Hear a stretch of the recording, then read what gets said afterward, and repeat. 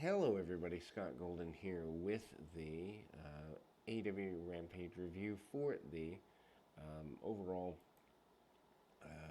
April Fool's Day edition on 4/1/22.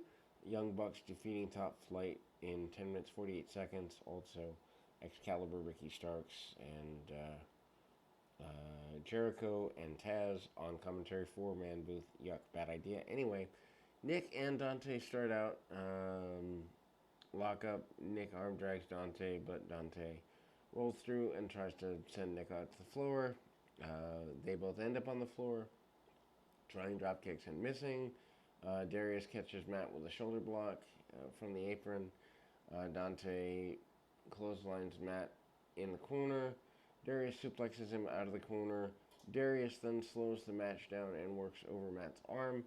On the canvas, Top Flight keeps the advantage. Nick catches Darius with a forearm and leaps into a reverse atomic drop from Darius and clotheslines Nick out of the ring. Brandon Cutler then catches Nick and pushes him back on the apron and then into a springboard dropkick from Dante. Dante catches Matt with a Tiger Fang kick, and Dante catches both the Bucks on the floor with a tope. The Bucks give Top Flight a bunch of offense.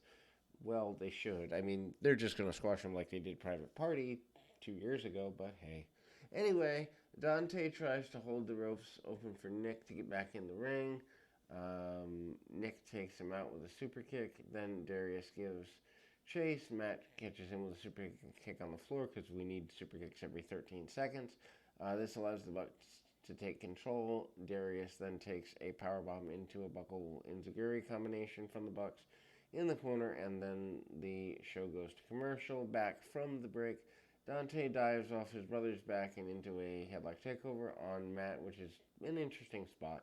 Darius then hits Nick with a super kick in the ring from the ring apron, going off with a shotgun dropkick on Matt. Matt then comes back with a face rake on Dante. Matt then dumps Dante on the floor. Nick then goes for a kick on Dante, but catches a gamagiri and a flatliner for his trouble from Darius, and Dante hits a 450 senton for a near fall.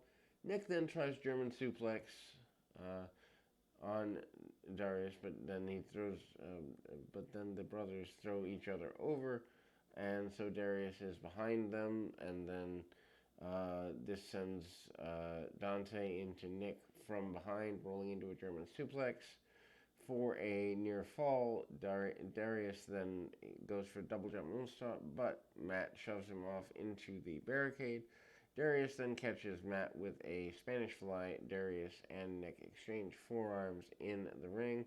Darius then catches Nick with a super kick and goes for a backslide, but Nick rolls through and holds on to Darius' wrists, and Matt runs into the Bucks combined for the BTE trigger. Matt gets the pin. Lots of people say this is a good match. Honestly, with Ring of Honor and Impact and all this on, I don't know. It's just no thank you. Just no thank you. Chris Statlander video package promising the other side of Chris Statlander, which could be interesting. Dan Lambert promo with Paige Van Zant, Scorpio Sky, and Ethan Page. The only one who didn't talk was the TNT champions, Scorpio Sky. Sammy Guevara and Tay Conti interrupt from the parking lot via the video wall. I hate these. And destroyed Dan Lambert's car with a sledgehammer. Lambert still denies Guevara a TNT title match. Why would he give him a title match for destroying his car? That wouldn't have made sense anyway. Tony Schiavone interviews Hook, but of course Tony is interrupted by Danhausen. Danhausen said he is here to make human monies and curse people. He tried to curse Hook again, but Hook brushed it off and walked away. House of Black defeat Evil Uno and Stu Grayson and Fuego del Sol. 7:15 of this match airs. Why you have House of Black in there with basically comedy trash? I don't. Why? Just why? Buddy Matthews and Grayson start out. Grayson hits Matthews with a tope and then works over the arm. Del Sol tags himself in and basically lawn darts him into the middle turnbuckle by Matthews. King presses Del Sol and tosses him into the Dark Order on the floor. House of Black looks strong, and they go to picture-in-picture. Del Sol then dominates through the break with Grayson getting a hot tag. Uno hits a power bomb on Black. King breaks up the pinfall attempt. King then hits a cannonball onto Uno and Grayson on the floor. This leaves Del Sol with Black until King and Matthews get back in the ring. The Dark Order pulls King and Matthews to the floor, and Del Sol gets a 2 off the roll-up. Del Sol then hits a Poison Rana and then goes for the Corbata and then flies into Black Mass. Black gets the pin. Chris Jericho then names House of Black his Sports Entertainment of the Week, or Sports Entertainers of the Week, anyhow. In a backstage promo, Brandon Cutler, the Young Bucks, accepted the challenge from FTR to a match on Wednesday. The same challenge they accepted an hour before on the ROH pay-per-view.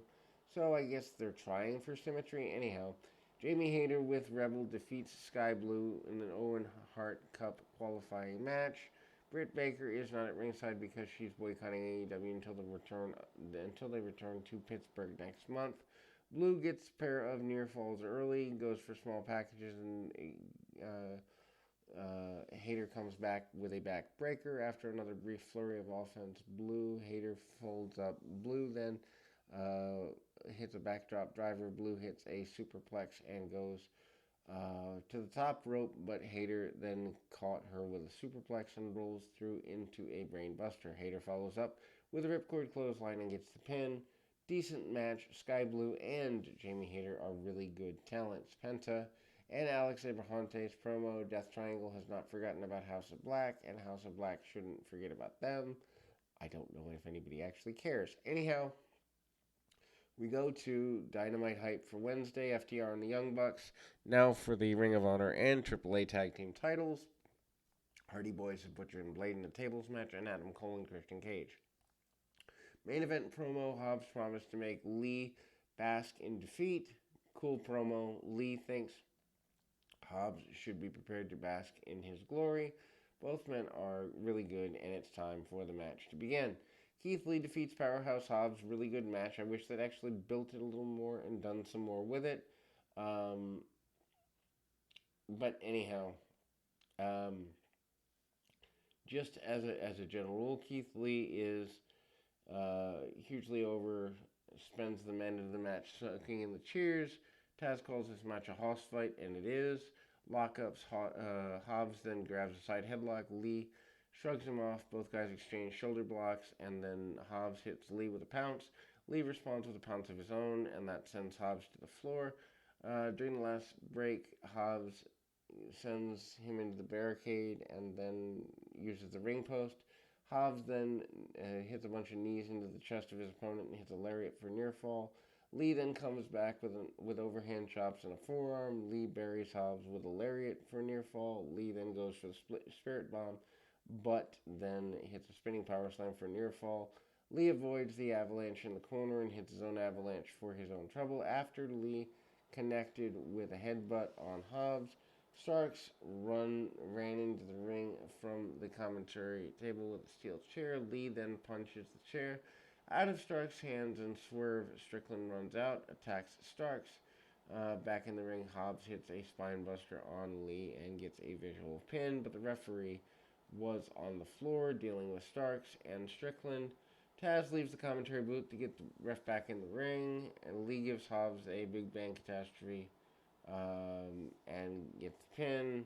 Cool match. Then, following the match, tons of chaos. Starks puts Strickland through the timekeeper's table with the Rochambeau. Starks then tries to attack with a chair. Lee pounces him out of the ring. Hobbs then gets the chair and nails Lee with it.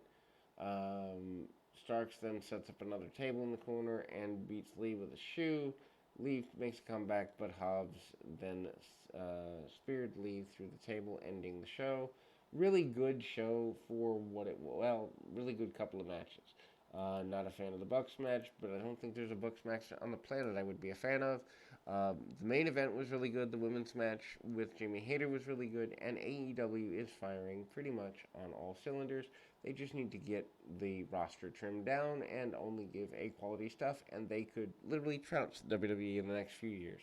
We'll be back with more right after this.